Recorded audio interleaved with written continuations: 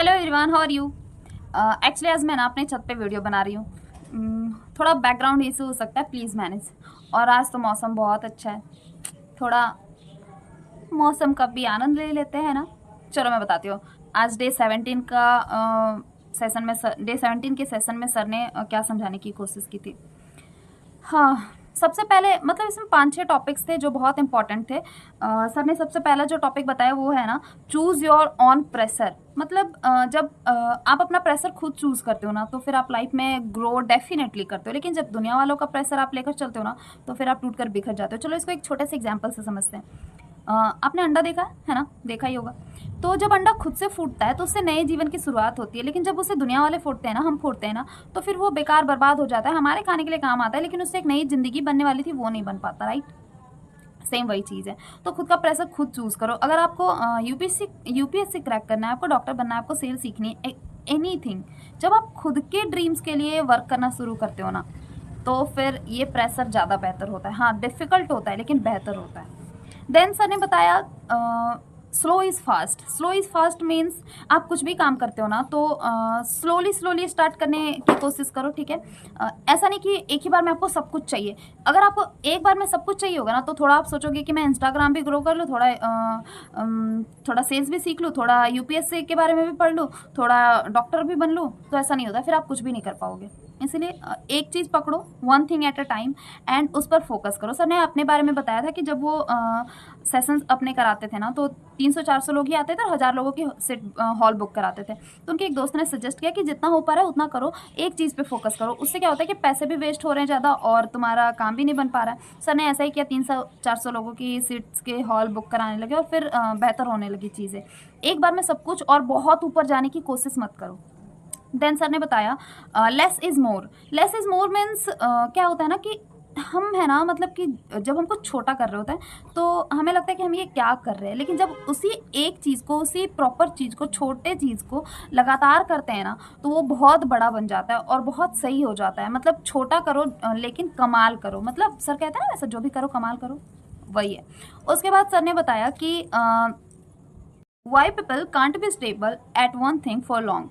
मतलब लोग एक चीज़ पर क्यों नहीं टिक पाते बहुत टाइम के लिए। क्या होता है ना कि देखो, एक बॉटल के बारे में सर ने बताया था कि एक बॉटल में अगर बहुत सारे छेद हो तो उसमें पानी भर ही नहीं पाएगी कभी। लेकिन अगर एक बॉटल जो पूरी तरह से अपने फोकस्ड है, उस पर इधर उधर छेद नहीं है, तो वो भर जाएगी, है ना। सेम वही चीज़ होती है, जब हम गोल फिक्स करते हैं तो हमें बहुत सारे डिस्ट्रैक्शंस झेलने पड़ते हैं। और लाइक कभी मन उधर चला गया, कभी यूट्यूब देख लिया, कभी घूमने चले गए, कभी दोस्तों से मिल लिया, अपने गोल पे फोकस नहीं कर पाते, बहुत सारे डिस्ट्रैक्शंस होते हैं। तो वो नहीं करना है आपको, एक चीज़ पे फोकस्ड रहना है। उसके बाद सर ने बताया फाइल्स ओपन के बारे में, वही चीज़ है, सेम वही चीज़ है, फाइल्स ओपन। क्या है ना कि आपने देखा अपने फ़ोन में कि आपके बैकग्राउंड में कितनी चीज़ें ओपन रहती हैं। तो जब आप यूट्यूब पे कोई प्रॉपर वीडियो देखने जाते हो, तो कभी आप इंस्टाग्राम देख लेते हो, कभी आप व्हाट्सएप का टेक्स्ट देख लेते हो, कभी ये कभी वो, एक्सेट्रा एक्सेट्रा, है ना। तो आपको ये नहीं करना है, आपको एक प्रॉपर चीज़ लेनी है और सिर्फ उस पर फोकस करना है। और जितने भी बैकग्राउंड में एक्स्ट्रा ऐप्स खुले हुए हैं, आपके दिमाग में एक्स्ट्रा चीज़ें खुली हुई हैं, उनको कट करके साइड कर देना है।